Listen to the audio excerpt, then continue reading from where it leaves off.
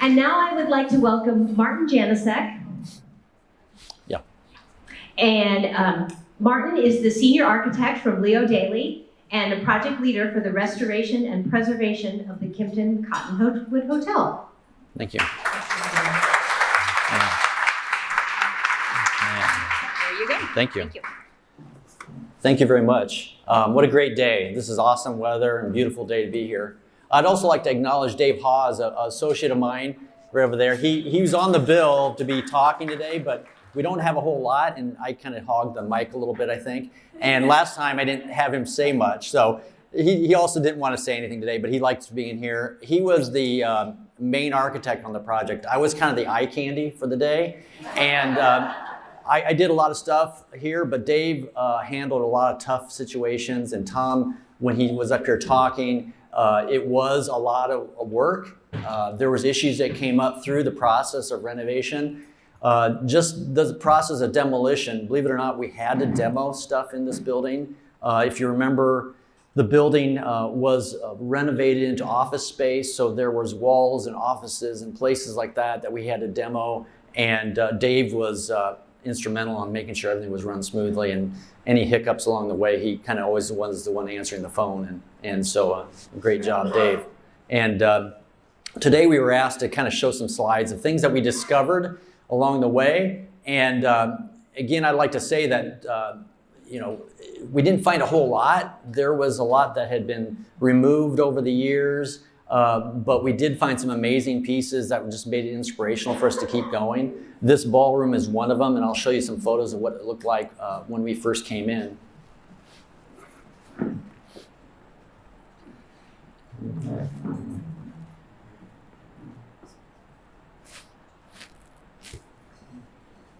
Okay.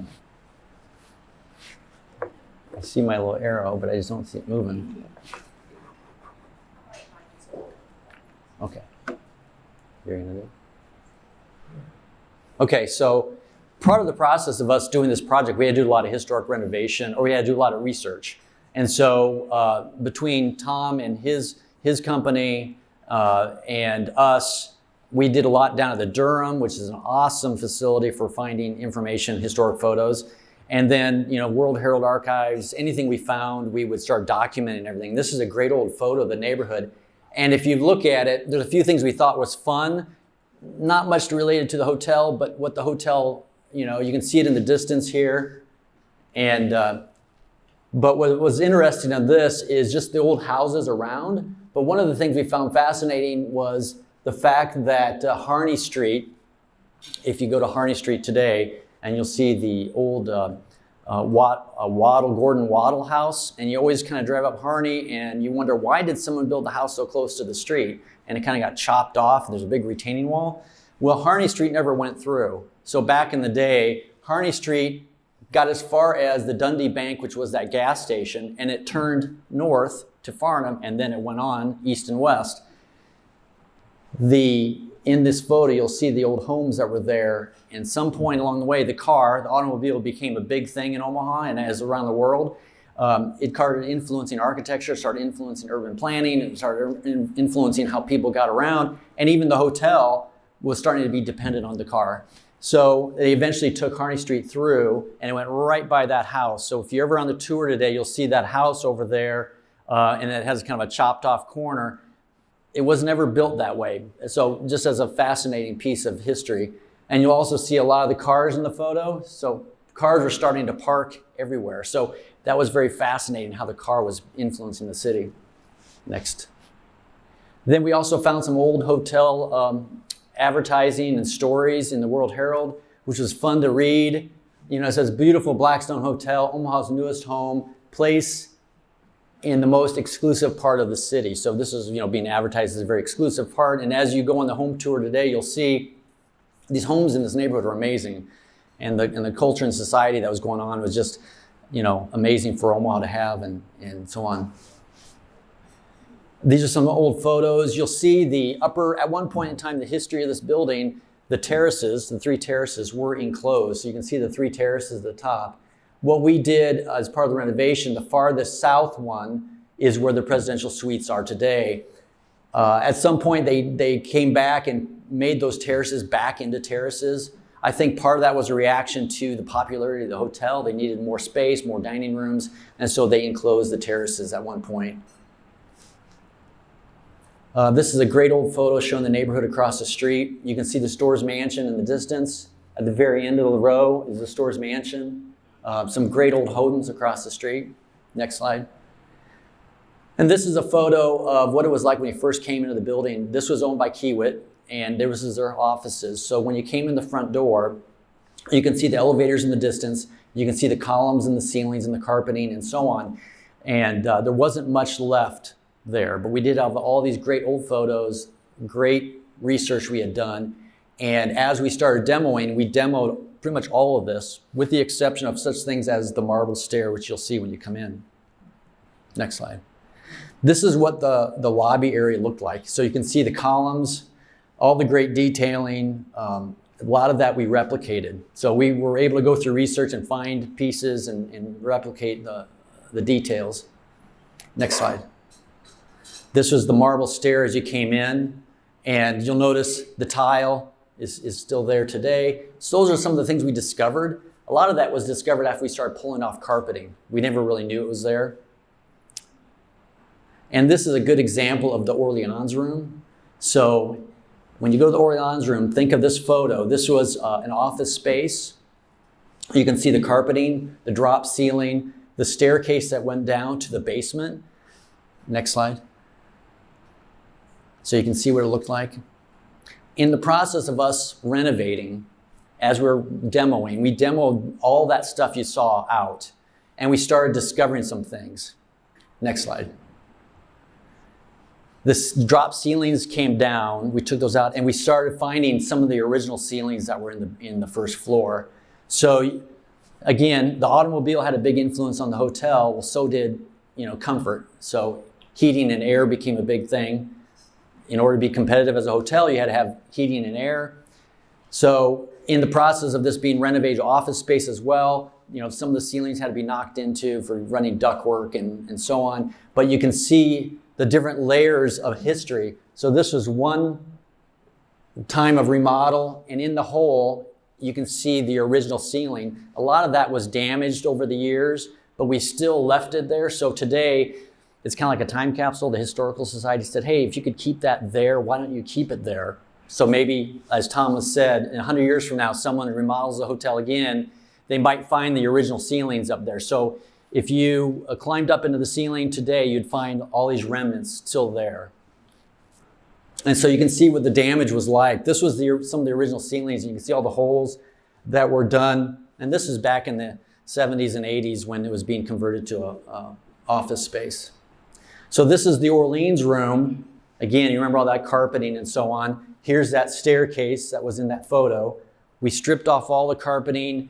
This was the kind of the discovery point where we were finding things like the ceilings and so on. Next slide. You can see we found some old windows that were then buried. These windows, which are in the bar in the Orleans room, is right over here. And we found some old windows that had been buried into the wall. They just got sealed up and they forgot about them. One of the things we found fascinating in the Orleans room and in the dining rooms was this pattern here on the floor, which we didn't know existed, and then all the other details. Next slide. Okay, next slide.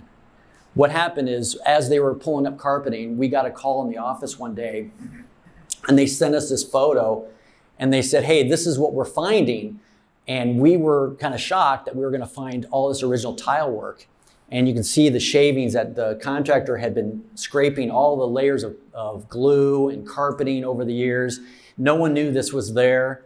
And next slide. Oh, okay.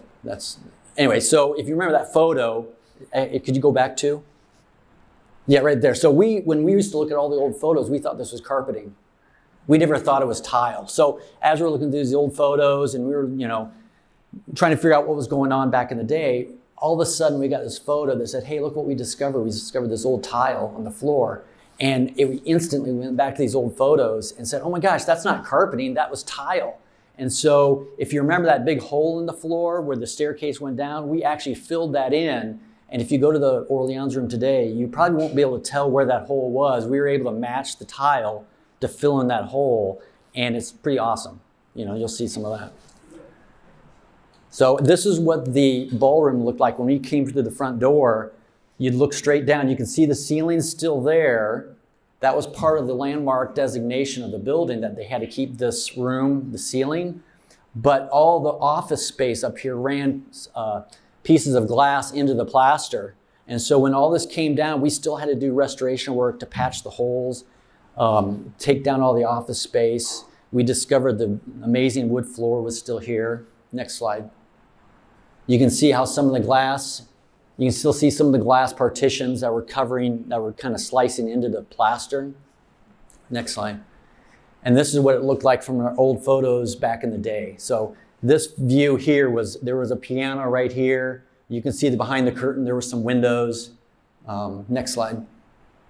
One of the photos we found was this banquet that was up here back in the day. This was the Green Lease Lead Motors Philco dealers, Blackstone Hotel, Omaha, Nebraska, 1931. It was fun to watch. That everybody's very, dressed very formal. It's very like a company photo. One of the aspects of this photo we found fascinating was where this Philco sign is in the distance. There was a balcony or something there back at the end of the room. And we're not sure why there was a balcony. It was so low to the ceiling. We don't know if it was really meant for anything, but maybe a band, maybe a three-piece band played up there during special events. But in this photo, there was a balcony, but we never found any more evidence of anything. When we started demoing, we didn't find anything. So we had some old photos at the front door. You can see the terracotta around the building here. All this was the original terracotta. And Tom and Jay and Matt asked us to, we need to replicate as much as we can of what the old entry was like. When this was done, again, you see the auto, people got dropped off at the front door. There was a small canopy and you went inside in the hotel. What you have today is the larger canopy because, again, the automobile required people, multiple people showed up at once. You needed a bigger canopy for weather. So we were able to keep the original, the larger canopy, but we did replicate a lot of the terracotta. Next slide. So this is what it looked like when we first got the hotel. We demoed all this glass, and what you see at the front was a replication of what was there. So when you go down there today and you exit, kind of turn around and look and touch the terracotta. It was all replicated here in Omaha. We had some artists that actually molded and carved all those white terracotta pieces that you'll see. Next slide. The other one is another space that was a lot of fun was the Cottonwood room in the basement. There's a lot of, I was on the tour yesterday and some older people were coming up to me and saying, hey, this is what, there used to be a piano bar down there. There used to be all these great things happening in the Cottonwood, and they were ecstatic to see it coming back. They were excited to see it.